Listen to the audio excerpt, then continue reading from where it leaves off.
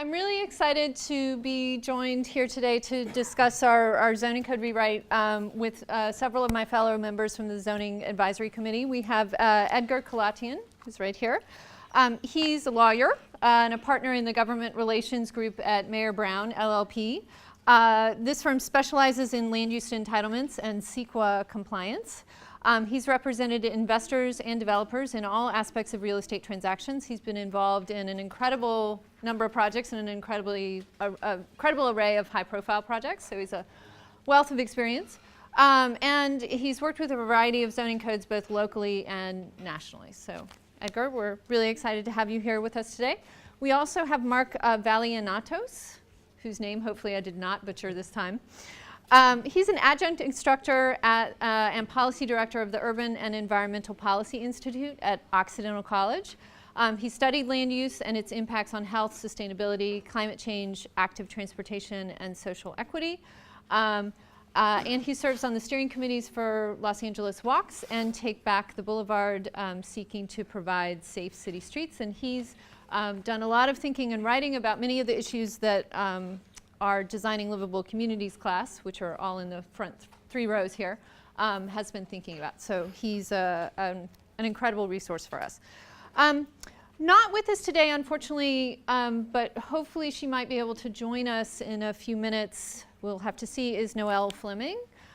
She works in real estate and land use, works in the real estate and land use department of Liner LLP, focusing on land use and environmental issues. She basically assists landowners and developers through all states of the entitlement and development process.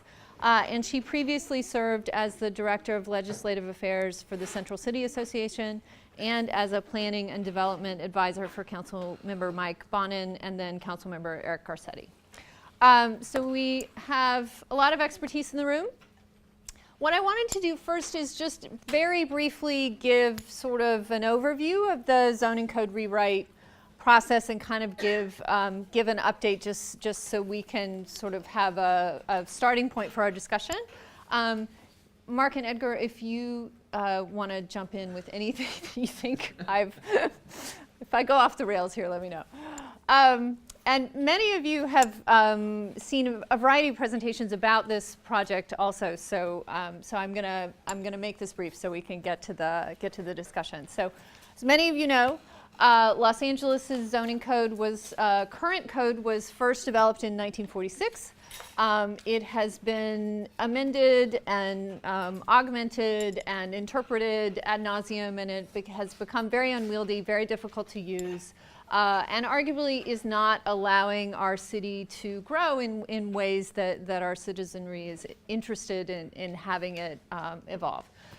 So this code rewrite has been a long time in coming. It's a 5-year, $5 million project to come up with a new, more responsive code for our city. The city planning department has hired a consultant, Code Studio, to help walk us through this process.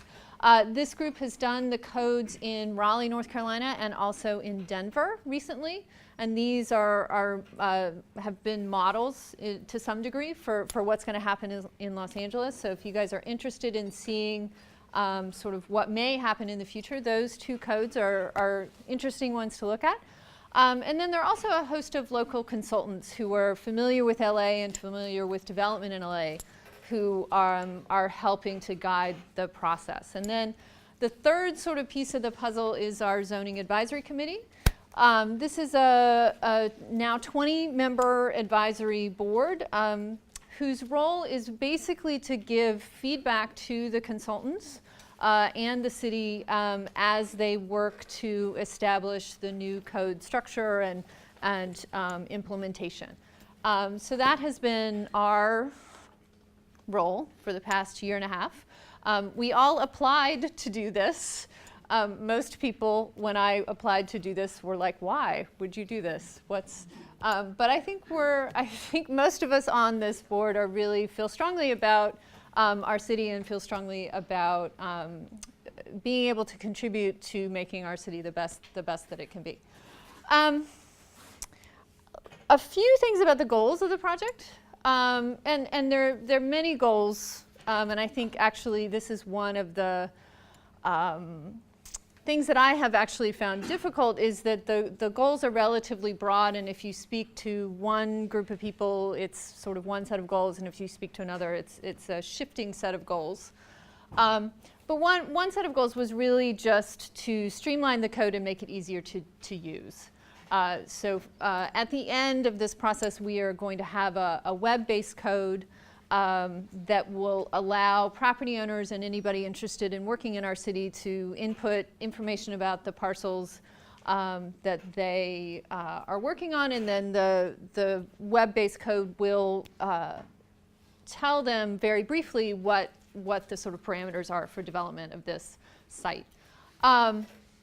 So one issue is just streamlining ease of use. I think there's also an interest in reducing disconnects between the different types of codes and the different types of community planning documents that go on. So reducing those sort of conflicts. But I think also there's an interest in aligning the tools that our code has at its disposal with the ways in which our lifestyles are changing, our demographics are changing, our expectations about cities are changing, because a lot of times people are interested in doing projects, and our code makes these projects very difficult to pursue, these innovative kind of projects. And I think also just sort of in general reducing barriers to entry in terms of things like housing production here in Los Angeles. Let's see.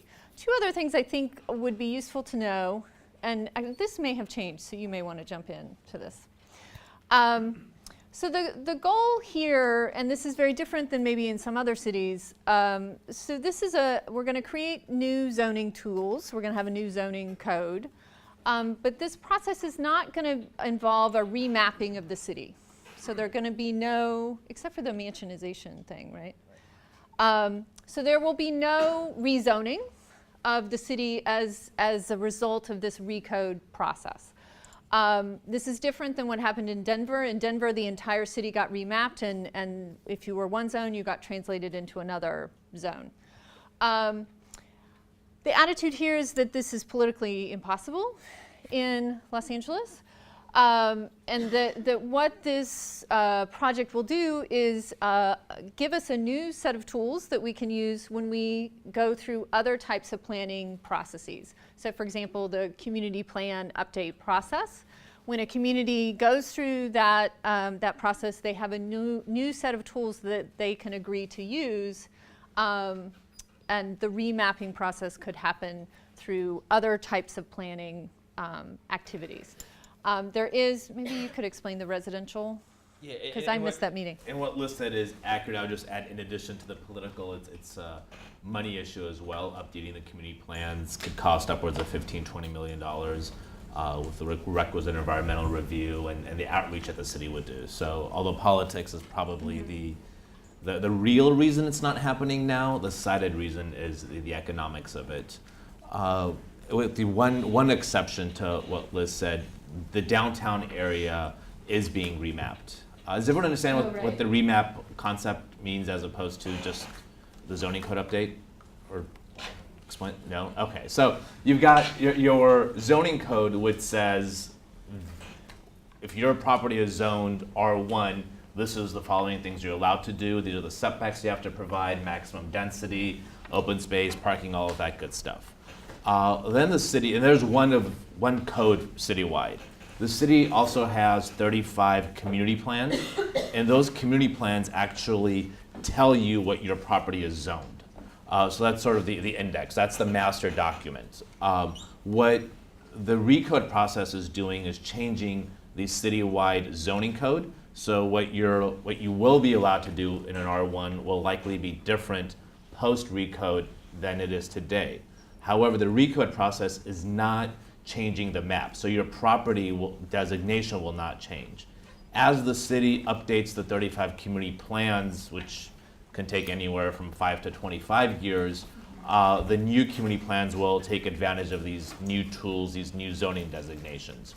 Because the city policymakers consider downtown the heart of the city, They're concurrently updating both of the downtown community plans and possibly the Boyle Heights community plan. So those 3 areas will be able to take advantage of the code as soon as it's adopted. Some of you may have read in the paper, there's been a lot of pushback against what are referred to as McMansions, large homes built in the city.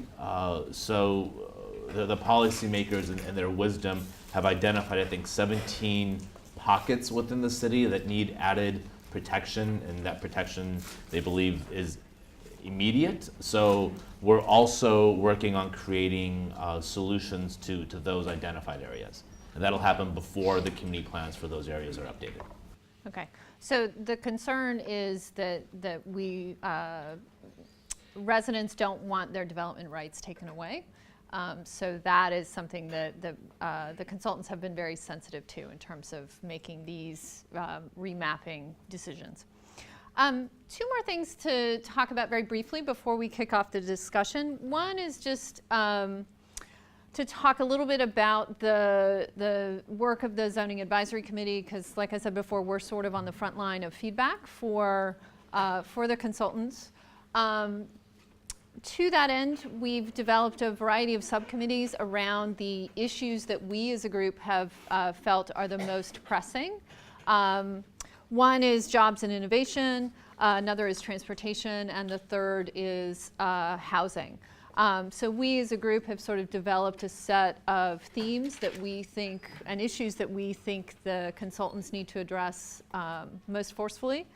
And I just wanted to mention a few of those. In terms of jobs and innovation, certainly streamlining code processes is something that is important. Making outdated buildings easier to change and use, so allowing for change in use and flexibility in terms of changing jobs and changing sort of commercial businesses. Creating different types of commercial districts, specifically entertainment and tourist districts, and then addressing issues of industrial land use, which have long been an issue. In terms of transportation, really thinking about vehicle parking requirements. I think we're going to have, can I say this? No Yes, parking? you can. I can? Okay. No parking requirements for downtown LA. Well, that's a recommendation. That's our recommendation. Whether that will happen or not, it'll be interesting to see if that occurs. Reshaping bicycle parking and expanding the way the code addresses bikes, and then also streamlining code processes. And then for housing, and I run the housing working group, so I know it the best, but certainly increasing housing supply, reducing barriers to entry, reducing sort of barriers to production, for sure. Looking to the future and thinking about how we might live differently and using our code to support those desires in terms of lifestyle. Recognizing and amplifying context, and encouraging innovation in terms of housing types. So the ZAC has really taken an active role in shaping this process. I think at the beginning it was a little confusing exactly what our role was supposed to be. And then one more thing, and then I'm going to ask these guys to start talking. We have been, the initial structure of the code has been introduced by the consultants.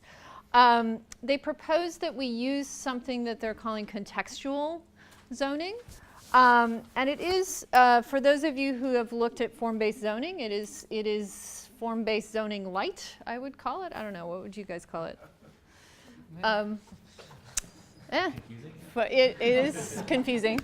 Anyway, but the sort of big move here is to disassociate use from form, which is a standard form-based zoning approach, but use context to inflect the application of different forms and different uses so that instead of a sort of modular-based zoning, which is what we have now, where you can come up with wacky combinations that make no sense.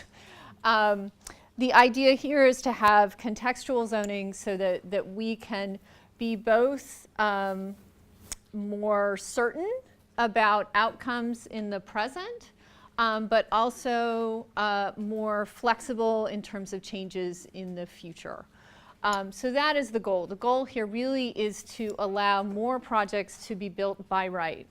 To be built without time-consuming and costly discretionary approval, to make a wider range of more innovative, more responsive projects easier to build, basically. Okay. It's good to be our first item of discussion. Yes.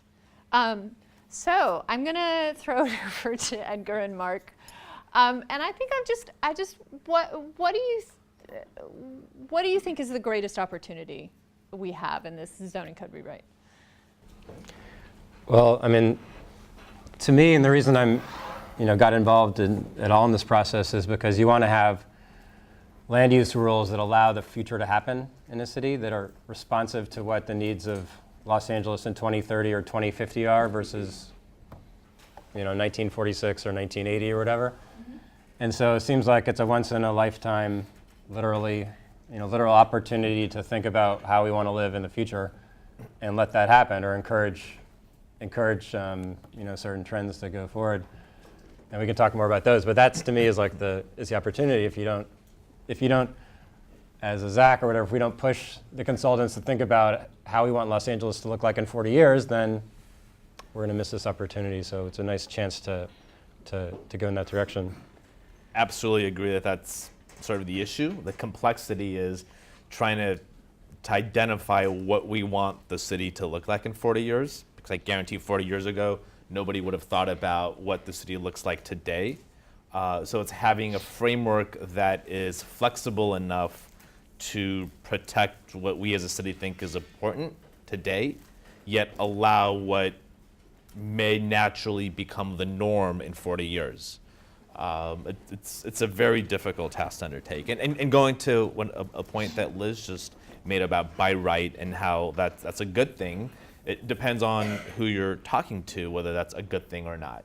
If you live on a block and there is, by right project, just to make sure everyone's on the same page, is a project that goes through no review process. You want to build X on your property, you go pull building permits, and you start building the next day. So if you meet the stated criteria, they have to give you a permit. They have to allow you to build. So no environmental review, no community input.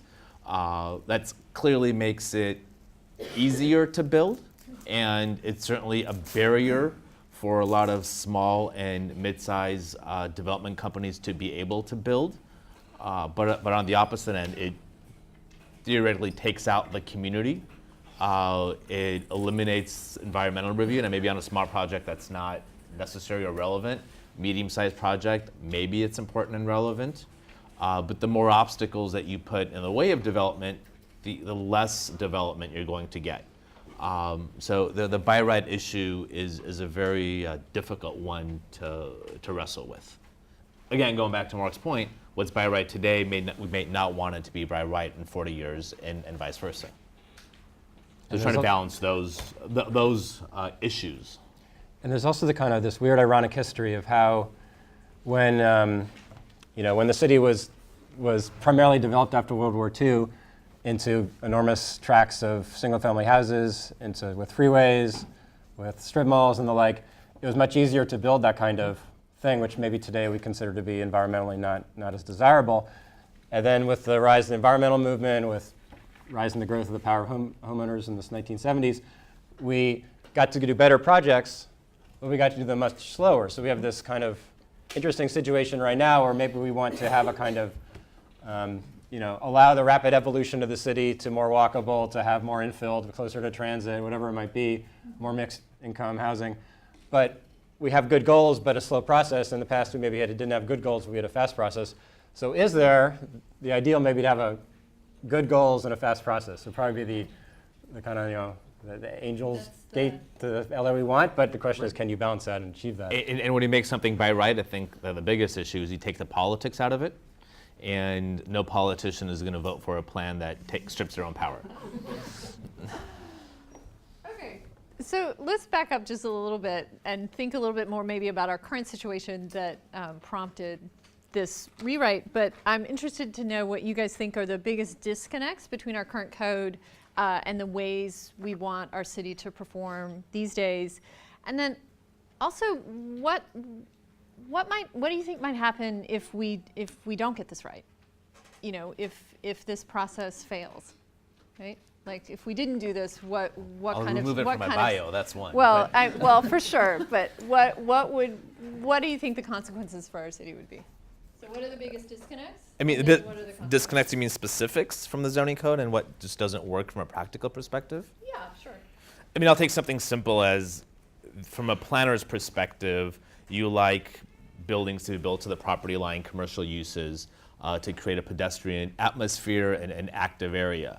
Our zoning code typically requires 10, 15-foot setbacks. So you've got 10, 15 feet of your property line that's setback that you can't use, so there's some value lost there that doesn't play into what a planner would ideally want on Main Street. And trying to remove the setback requirements likely going to require you to go through a variance process, which is cumbersome, difficult, and likely not legal. So it's the code has provisions driven in it that disincentivize good planning, good projects, and certainly good architecture. I mean, I'm not shy about saying we have some of the best architects in the world that work out of Los Angeles. They don't do projects in Los Angeles because the zoning code doesn't allow them to use their creativity and their brilliance to build nice projects. There's a reason every building in LA is a rectangular shape with a flat rooftop. It's just because our codes don't allow us to do anything better than that. And one of the things we always wrestle with, I'll have good clients come in and say, I want to build this, what's my process?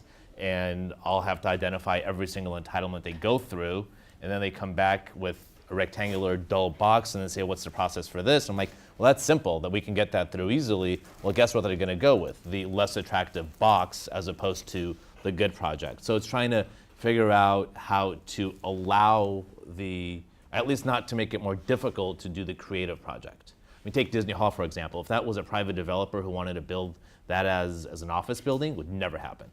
This would never be built in the city. They'd go to Culver City, Santa Monica, or Beverly Hills to do it.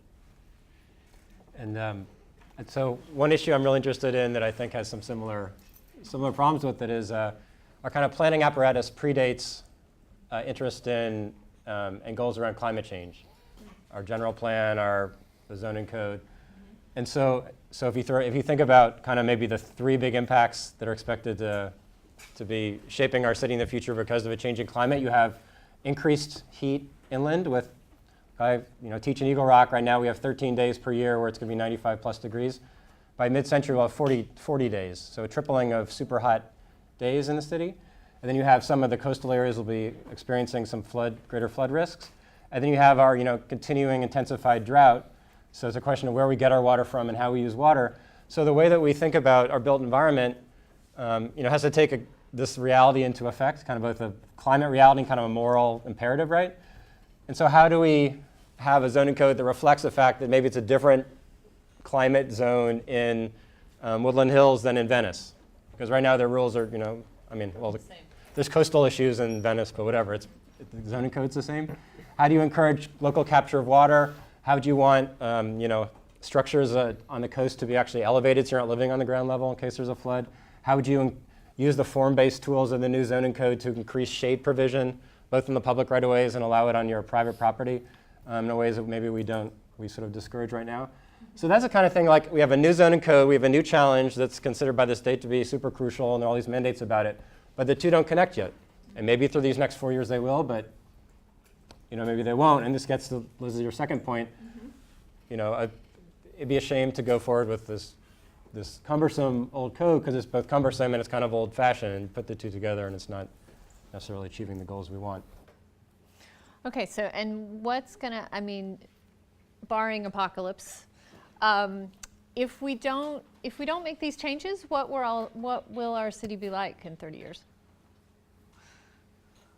Will you move away? What's gonna happen here? Because I might. I don't know. Last week the state legislative analysts came out with a report on housing affordability in the state of California, right? And they said for LA County, we've built 1 million less housing units in LA County over the past 30 years than would have been required just to keep our housing prices from growing at the national rate of growth. So in other words, if we had 1 million more housing units, that'd be like 400,000 in LA, city of LA, we'd be expensive. We'd be super expensive, but not ultra expensive compared to local income. So the question is, do you want some trend like that to continue so that no one who's in this room, unless you go to the most lucrative careers possible, can afford to live in Los Angeles? If people have children, their children can't live in Los Angeles. We have a huge low-income population in the city that is literally barely surviving based on the amount of money that's going to housing costs. So from that alone, I feel like it'd be kind of a crisis situation to keep the stupid rules the way they are. And then if you throw on top of it the environmental issues and other kind of softer lifestyle, quality of life issues, and certainly it'd be nice to make nice to make things better, and we have a chance to do that. So it might turn into an enclave, even more of an enclave for the rich, until it completely ossifies and nobody can go anywhere, and then. Well, there's also it's also bifurcated. So there's also areas that have continuing persistent poverty. There hasn't been enough investment, So it's like it's not just that it's too expensive, and the expensive parts of it is that there's great inequality, there's segregation, so there's other social justice issues that flow from it, and there's a relation between the two. If we in the current plan, we try to concentrate all the growth in very small areas. That leads to fighting about the growth there, very slow things happening. And some areas just are like, nothing's gonna happen here, and that's also not a fair situation. So how do you have more balanced growth into the future as well? Okay. Do you have any response? Nope. You're not, okay. It's off your resume, good. So what do you guys think is the most important thing that this rewrite gets right? What's the most crucial aspect of this project from your perspective? It being practically doable. Okay. I mean, one of the issues that we always talk about is, housing affordability in the city is the biggest issue that we as a city face for the next 20, 30, 40, 50 years. The issue is, how do you solve that problem? The answer cannot be put on the shoulders of private developers. It's a solution that only the government can solve. And I say that because the easy answer is, well, build more units on your property and set aside some of them for affordable. Just at a base, what property acquisition costs are, and with the mandates of using certain types of labor to build projects, once you go over 75 feet, you're going into a type 1 construction where costs are just significantly higher. So one, most people don't want tall buildings in their neighborhoods, so that's a policy issue that we as a city have to grapple with, is where do we want that density? Is it just along transit? Is it all of downtown, all of Hollywood? Where is that gonna go? Fortunately, we don't have to deal with that hot potato. But if we can't just expect and tell somebody, okay, so at a type 3 75-foot building, this is the expectation, but why don't you just build more? We'll give you more density and build taller. Well, building taller is so much more expensive. That's simply not going to pencil out, even if you're an all-market project, yet alone having an on-site affordable obligation. I'd say more than half of my clients have sites that would allow for a high-rise development to be built, but they limit the height of the building to 75 feet, just purely based on the economics of the project. So if you can't pencil a market rate project to go high-rise in most part of the city, you're certainly not going to do that if you're adding on an on-site affordable obligation. So that's not the answer, because if that's the answer we get to, we'll be in the same place we are in 10, 20 years. The problem will not be solved. So the question is, how else can you solve what I agree with is the most pressing need in the city? And that, frankly, I don't know that I have the answer to that, but I know what's not the answer. Okay, what do we have to get right above all else? Well, reducing parking, as you mentioned, is interesting. I mean, it's LA started requiring parking, mandatory on-site parking when, like 1930 or 1934 or something, Yeah, I think it was for apartment 34. buildings. Yeah. And so we basically, for the past, whatever that is, 80 years, we've said we want people to drive more, and we're going to force everyone to provide everyone else with parking to incentivize driving. And we've reaped what we sowed. We basically, we planted the seeds of asthma and physical inactivity and bad visibility and a lot of weird, crazy stuff maybe they didn't anticipate back then. But even when we started figuring out there's these downsides of so much driving, we kept doing it. We kept doubling down, more and more parking, more and more parking. So this is something that's an opportunity to say, we're investing in transit. People like walking and biking now. How do we kind of go away from this model? And also, I don't know the figures, but it adds to the costs of buildings significantly, especially if you're going underground or above ground. And so it's also potentially. Subtraining, you're looking at about $60,000 a parking space. Yeah. Now multiply that by a 500 space structure, and you're talking about real dollars. But going back to I agree with all of that, but then comes the practical perspective, where if you're doing a project in Hollywood right now, for example, the only thing the community asks you is to overpark your project. And at some point, the politicians are looking at you and saying, well, sure, you can build your project, but you have to overpark because I don't want to lose the votes of the 100 loudest people in my community. So as a developer, you'd probably rather not build those extra 100 parking spaces because it's going to cost you $5-6 million straight out of pocket, because that's not area that you sell. So again, it's being practical and trying to figure out how you do that on a day-to-day basis as opposed to pure code basis. I think that brings up a really good point, though, and maybe we've talked about this in the ZAC and maybe we haven't, but I think it's going to take some leadership at all levels, right? It's going to take the first person to do the project in Hollywood that doesn't build all the parking. And it's going to take somebody to do that to show that we can do this. It's going to take a councilman who's willing to approve a project. For because sure. there's a line of developers who are happy to do that. Is whether their project will be approved or not. I think everybody involved in the process is going to have to take risks, I guess, is what I'm saying. If we want this to evolve in ways that are going to address the problems that we all perceive. I want to answer this question for myself too, since I am technically on this panel, and not just moderating it because I have this really nice name tag here. I'm taking mine home with me. Yeah, okay, excellent. Because I really think, for me, I think the biggest opportunity and the most important thing to get right in the zoning code rewrite is really housing and diversity of housing. I think we need to be using the code to encourage a diversity of housing solutions at all densities. I know R1 is the third rail, but imagine if we just doubled our density in our R1 neighborhoods.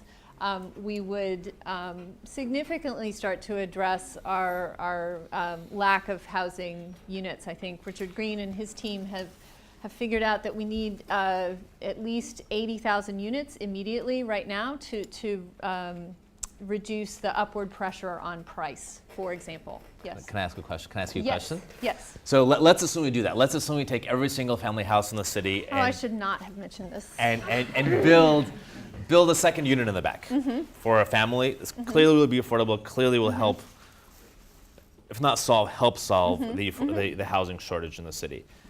Most of the R1s are not near transit, so I don't think this should be across the board, for sure. But in R1 neighborhoods that are adjacent to multifamily and that are near transit, I think these kinds of other solutions make a lot of sense. Hillside and other types of R1 neighborhoods. So another issue I'll throw out. The city's infrastructure, which I think we're not looking at, Zach, and I think that's one of the biggest problems. And we hear water mains, sewer capacity. I mean, there's real issues in our city because the infrastructure is so old, whether adding the density is even physically possible without updating the infrastructure. I mean, part of the reason the Hollywood Community Plan was thrown out is because the population projections were not correct, and hence the infrastructure may not have been sufficient to accommodate the projected growth. So I don't know that in our city whether we have the infrastructure to allow for the growth.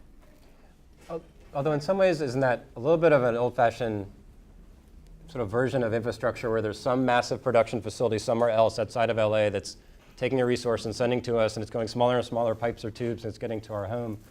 And maybe if we're thinking, again, 40 years out, we're thinking you generate energy on site, or you generate some of the water on site, or there's kind of more, there's regional interlinked structures that have solar and water and small-scale wind and stuff like that. So you're actually, by allowing more change to the physical structures of the city, you're allowing an opportunity to adapt them to this kind of better, lower impact way of dealing with things. Whether it's, you're rather than in the past, a developer would come in and build a unit and they have to widen the street, right, or something like that for more cars. In the future, you're changing something, maybe you're helping pay for at a bus stop or a bike lane, or you're changing your house and you're putting in a cistern to gather rainwater or something. So in some ways, you can think of this it's an opportunity to evolve the city to be kind of full of green infrastructure rather than just the way that we're thinking, like you're loading new units, so we got to buy more power and bring it in, or water or something. So it's a little bit unrealistic, but if you think in a longer term kind of reconstruction of the way that the physical stuff in our city interconnects together ecologically, I do think it provides a kind of green growth model that's a little bit different than the, oh my God, new people, we're all going to suffer model. Can I ask a question? Yes, you are right on time. Entirely too easily in your point about adding more units. And it is an overstatement to say that those residential neighborhoods are nowhere near transit. There's a lot of transit supplied in the city. They might not be next to rail transit, but there's a lot of transit supplied in the city. And secondly, density, that kind of density in particular, can also aid in carpooling, which is by far a more important mode in this city right now than standard publicly provided transit is, so don't discount them. There's a between point between the two of you. I had a question for Mr. Kalatian, simply because I think I missed your point because I was live tweeting your brilliance. That's mistake number one, but.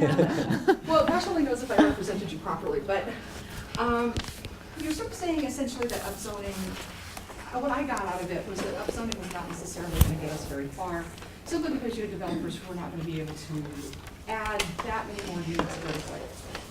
Right? Is that a fair characterization? In certain parts of the city. I mean, in downtown, that's probably not accurate. Somewhere else, it might be. It just depends on what the market rate unit would Because go we're for. talking about something that varies significantly with the parcel price, right? On one hand, we're hearing to prepare for mid-century Los Angeles, we need to deregulate the zoning process and basically convert largely discretionary actions to ministerial decisions, which means removing CEQA, which you're emphasizing environmental concerns, so that's a contradiction. To remove CEQA, you remove public access to the documents, you remove public hearings, public notices, and the right of appeal.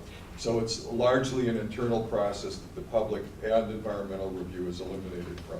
But then you're saying conditions will change tremendously by the year 2040.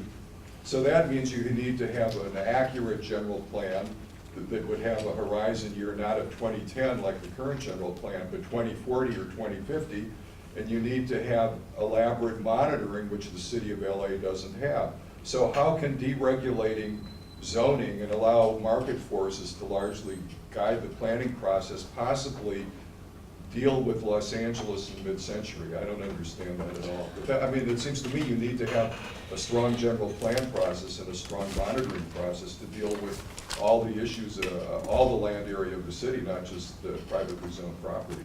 I mean, the city certainly needs to do a better job of monitoring. I mean, right now it's clear it's lackluster. But you made a comment in passing that taking CEQA out of it, what will have adverse impacts on the environment or affect the environment. Clearly, when CEQA was enacted in the early 70s, it was intended to be an environmental protection. It's not what it is. It's gone way, way beyond that. It's just now, frankly, a tool used to stop development. Vast majority of what's analyzed in EIRs and what's proposed, the mitigation measures, are standard code requirements anyways. Taking CEQA out of the process, I don't think will have any adverse effect on the environment. Taking the community out of the process may have an impact on the future of that community, for better or worse. I can make just as good arguments that taking the community out of a discussion in Hollywood will result in better projects for most, because right now the climate in Hollywood is dominated by a few individuals who just don't want any growth. I'm comfortable in saying that Hollywood needs to densify. and it should be good densification in the right places. But on the converse, I can also make the argument that if there's something going down the street, I want my community to have a say in it. Yes, they absolutely contradict one another. Ideally, we'd have a government that is effective enough and consistent enough to police those things for the community, but that might be too idealistic of an approach. And just to add on to that, in some ways where the public involvement is most desperately needed is to get the sort of higher level policies right. So if we have a goal of, you have a goal of increasing energy efficiently really rapidly through a stronger building code, well, let's get people's voices to figure out what that should be, or or the types of the places in the city we do want things to increase in size versus not increasing in size. And then we sort of set those good parameters through the building code or through parts of the zoning code or other policies, or the climate change policies that's supposed to shape where housing is and where transportation goes in. Then maybe you don't need to have everyone turn out for a meeting about a 20-unit apartment building and fight about it, whether it's 35 feet high or 45 feet high or something like that, which is to me less significant than are we going to reduce vehicle miles traveled and use our water more efficiently and kind of have a good kind of climate and survivable lifestyle in the future. Is there an upper limit on the sort of by rights goal? I mean, there is right now, and one of the questions is what that is. Right now, it's 50 units, 50,000 square feet of new development, or if you're changing a use, 1,000 or more average daily trips. You're saying that's what's current? That's the current. Right. Anything at or above those thresholds is automatically not ministerial. It becomes a discretionary Right. act. So what's the current proposal? There is none. Well, we've talked about Oh, it. we've talked about that. We're certainly gonna talked look at about it, but we haven't come up with- increasing those Right. thresholds. Yes. But I think also the idea is that citizens would give up the right to participate in a discretionary process in return for more certainty that their interests were being addressed, like what Mark was talking about. So through this upfront process, those values would be identified and encoded, and then we'd be able to have fewer discretionary actions because our citizenry would feel more confident in the outcomes. I mean, one of the things I think we want to look at is more standard conditions imposed on projects. So if they're by right, they still have to follow certain standards. I mean, for example, I'll take one that I've been advocating. There are certain parts of the city, certainly downtown, parts of downtown at least, that the city wants more restaurants and more bars to move into that sell alcohol. Right now, you have to go through a CUB process that's 6 to 9 months, probably have to hire somebody to help you through the process. So you're looking at, give or take, $100,000. You're probably going to have to sign a lease and pay rent during that 6 to 9 month process with no assurance that your CUP is actually going to be approved. Vast majority of the cases, they are approved. And in nearly all of those cases, it's the same standard conditions of approval that the city imposes. A suggestion that I have is to identify pockets of the city that we want to encourage investment in restaurants and bars and those types of uses. And so long as a property owner agrees to comply with those standard conditions of approval, they don't go through the 6 to 9 month process. We still would allow some type of appeal period, but they get their permit immediately. Notice is provided to the community that this has been approved. You have the same 15 days to appeal, and if there actually is an issue with the project, you go through the process, but you don't go through the process if there is no issue. I mean, things like that to streamline and simplify things. To me, it sounds like one of the most practical and achievable goals of the project is to simply streamline the process, make the zoning code clearer, simpler, right? That sounds like really achievable. But in doing so, Edgar, you mentioned that in order to get that approval, elected officials would essentially be voting to strip themselves of some power to some extent. And on the other side, there's also a whole industry devoted to helping developers achieve land use entitlements and shepherd projects through environmental review. So how are you guys addressing those groups? And I mean, I think it's more than just saying, hey guys, you need to take risks so we can prove this thing. You know, how do you convince these people that this is the right right way to do things. This will be a really positive thing. To the first point, I mean, it's going to be a challenge, and it's going to be to identify the right benchmark of, is it 50 units, is it 75 units, is it 100 units, before you go from a ministerial project to a by right project, and make the politicians, the 15 council members and the mayor, comfortable that by giving away that sliver of control that they have over a development project, subject to, again, additional conditions, it's not going to deprive them of the opportunity to be active in the community. It's a very, very difficult line to balance, and at least I don't have the answer. I do know the answer is not the status quo, just don't know what the right answer is. Do you have a response to that, Mark? Well, yeah, especially the second portion in particular is very difficult with the city council. I mean, in theory, they went into public service partly for public service and partly because they like getting stuff done and being involved personally and having some influence. So you appeal to these big issues. Do they want people their voters to be able to afford to live in their districts? Do they want certain environmental goals they probably say they support to actually happen? Are you willing to have a kind of potentially more creative, prosperous, sustainable city, and you get yelled at from different sides a little bit less on some of the projects? Well, maybe that's a choice they'll be willing to do. Or go out and elect people, Or, Cool yeah, deal. like to- I mean, let's look at our now mayor. When he was council member in Hollywood, a good he point. stood up to his loud constituencies and said, no, we need more density in Hollywood. And he pushed the Hollywood community plan through. Pushed it through a little too quickly, and the environmental review wasn't appropriate, but that's another issue. The question is, does the current council member have the same ability to do that? Is he going to stand up to his constituents who are loud and who are probably the ones that actually vote, who don't want the density, and say, no, I think Hollywood should have greater density?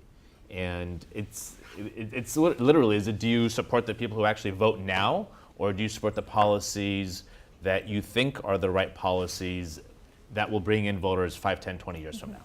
Number one, think about all the other things that you could do if you're not handling all these smaller scale kind of project by project kind of development. And I think secondly, your question really points to a role for you all who are being trained at the Price School, which is really learning how to educate various constituencies about pretty complex issues, which are the zoning code rewrite really brings up, right, and creates a pretty nuanced response, hopefully, to issues that are difficult and sometimes hard to understand. End of the day, sort of how the process works is you have your rules and regulations, and the way the code is drafted now, you're rarely, if ever, within those codes if you want to do anything of magnitude in the city. So the first step is working with the planning department and the council office to see what flexibility they're willing to grant you to build what you want. And that's sort of, it was the point I made earlier. You can go in with this great, amazing project, but you're going to need 20 entitlements, or you can simplify the project and provide the setbacks, provide the parking, do what we don't really want done, but your requests are now less. Now you need 2 entitlements. And politically, it's a lot easier to approve a project with 2 entitlements than with 20 entitlements. From a litigation perspective, I'm always going to advise my client to do the 2 entitlement project as opposed to the 20 entitlement project. So part of it just goes down to the code. I mean, the politician is going to always be the politician. He's always going to be thinking about, not always, most of the time going to be thinking about the next election. And some politicians have the foresight that they want to bring jobs and good development to their community, and to them, that's a good thing. And there are certain council members in certain parts of the city who have the exact opposite position, that I don't want any development in my city, the status quo is good, or in my district, and the status quo is good. And to meet the affordable housing numbers, or just the housing numbers, it has to be spread out throughout the city. We can't expect Hollywood, downtown, and a subsection of the west side to provide all of the housing. That's just probably physically impossible. So we need leadership at all levels at the council to take on some of that burden. It's not clear to me that zoning is the best way to achieve our policy goals. So my question is, beyond just simplifying the code and making more by right development, are there any ways to make the zoning code a better tool to fit the policy, to achieve public policy? So the way to protect people from pollution was to make sure the factories were far away from homes or whatever, right? And that's still important, as like the case of Exide in East LA shows. There's still uses you don't want next to each other. But on the other hand, we've had 40, 50 years of, in California in particular, of having pretty good regulation of some of these nuisances that traditionally we'd use the zoning code to deal with. And so if we have situations where there's other sets of laws that already do a good job at something, why are we then sticking stuff into the zoning code to do it also? So like, if we're building a multimodal transportation system other ways, why are we forcing parking spaces through the zoning code? If we now have, you can have certain types of business processes that are clean.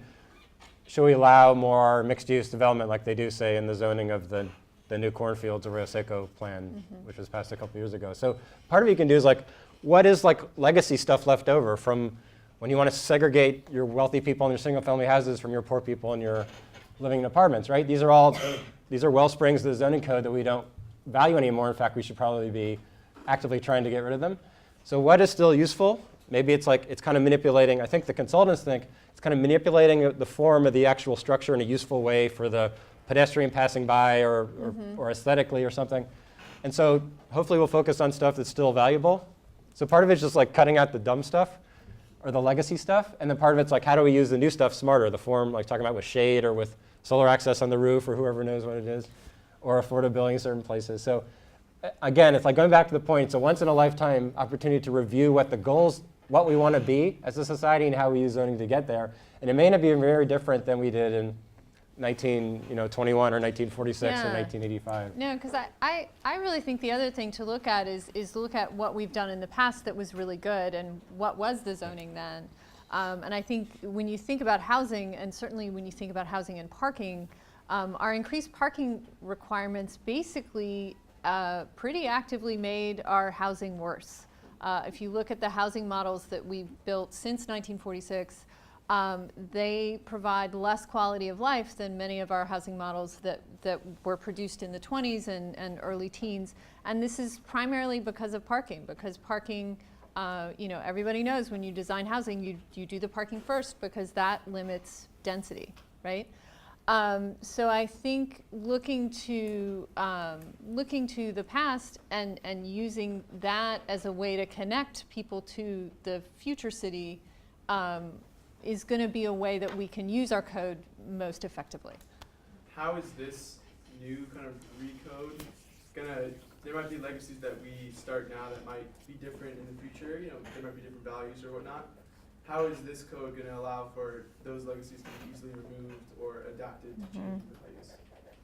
Also, we've struggled with that from day one. Yeah, I think that's the at the big end of the question. day, it's you have to be specific enough not to allow everything, but vague enough to allow growth and not growth, but changes to the realities of the world. I mean, 40 years from now, we're going to all be doing things that don't exist today, right? I mean, if someone mentioned live twittering 20 years ago, none of us would have a clue what they're talking about. So the type of grass we use, the size of our cars, the number of cars we have, that's all going to change.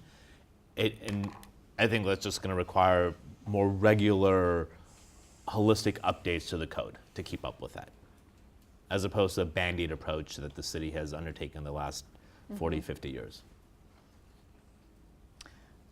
But I really think that's the key question. And no matter how much testing, the code will be tested and all of this stuff. And I think there are going to be people who are actively figuring out what's going to happen 20 years from now that's going to be a complete disconnect. It'll always be something that you didn't think of. So, yeah. Okay, Derek and then Helen. If we do, in fact, turn a lot of the discretionary approvals into ministerial or by right approvals, we're going to have to make the code more flexible to allow more projects to go through, correct? And if we do that, aren't we also allowing more projects to go through that don't achieve the goals of the future that Mark was talking about?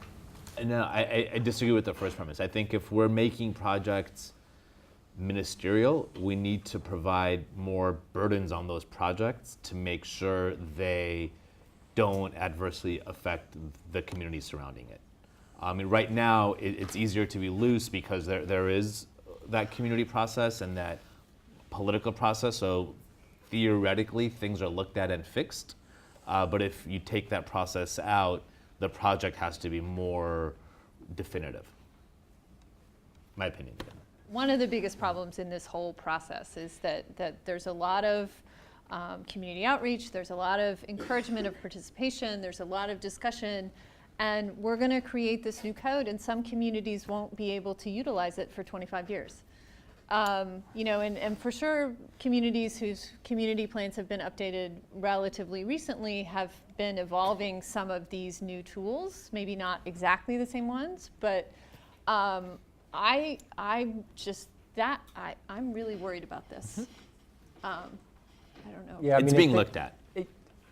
in theory, if there was money and political will, the general plan should be updated, and all 35 community plans should be updated at the same time within like 5 years, at the same time we're doing this. And that'd be the ideal situation. It probably won't happen, but the more that can happen closer together in time, the better. Because otherwise you have these, you know, you have this disconnect and weird patchwork of stuff going on. I mean, I don't think we need 35 community plans. I mean, I think there should be 7 community plans corresponding to each of the area planning commissions of the city. That'll just make the update process so much easier.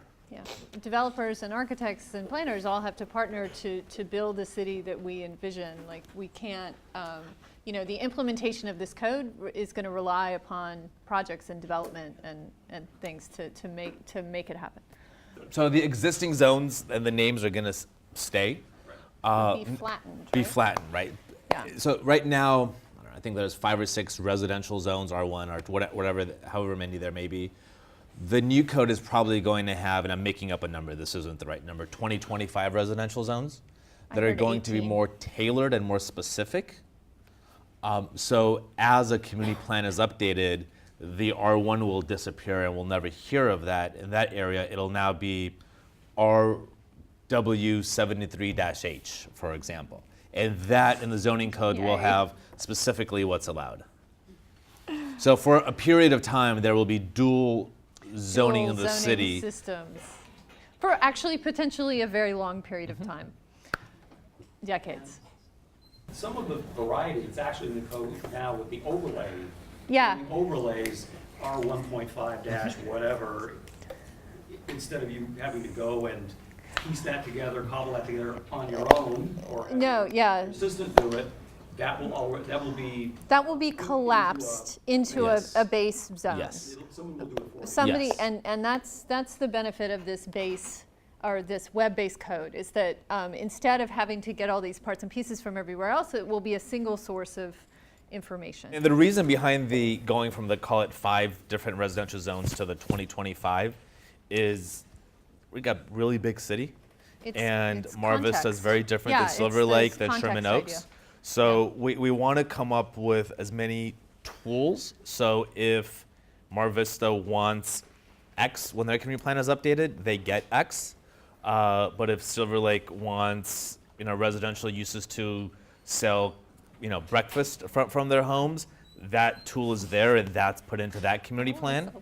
Right? So it's more tools, so you have that flexibility, and each community through its community plan update process will decide what they want. No, I think it actually does make some sense if someone else is putting that together and the developer and architect doesn't have to rely on their own correct Interpretation, yeah. But it's already more or less done. Yeah. Because those flavors, those different variables are already there, at least most of them. They're just, you have to We're define those. repackaging them, yeah. And one thought on that packaging of multiple zones. I guess it's supposed to be pretty easy for you as a user because you just type in your address in the new system and it'll just show you that, so you don't care if there's 1,000 zones in the city, right? But you could, in theory, you could have thought that rather than exploding into a whole bunch of little, really contextually specific zones, it might have been better for Los Angeles to actually really pare them down at just a few zones. Like Like the whole country of Germany has 12 zones. You're not allowed to create weird mini zones. And most of it's kind of a general urban context. So you could say like, we want, you have like a single, a small house zone, but you can also have businesses there. And then you have like a general urban one, and then you have like a big building one. Like in theory, I would probably think that actually something like that is actually would get us these big goals better than a very contextual thing. But I think for the political reality of it and the way we've accumulated weird conditions over the years, we have to do it this way. But I don't think it's ideal. I think the ideal would be like, let a city be a city. Most of it's going to be mid-height with mixed uses, and all the rest of it's like marginal. But we're, not yet.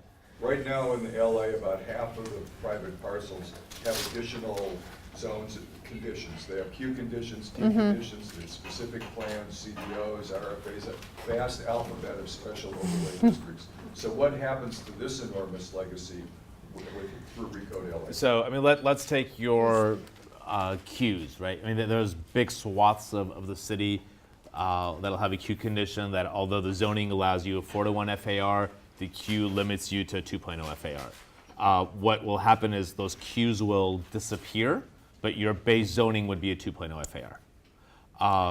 And I think / hope a lot of the delimitations come out of site-specific or project-specific approvals. Yeah. That those will go away, and they'll just be part of your conditions of approval that are recorded against your property. Okay, so Justin tells us we must be done. So I'd like to thank Edgar and Mark for being with us today.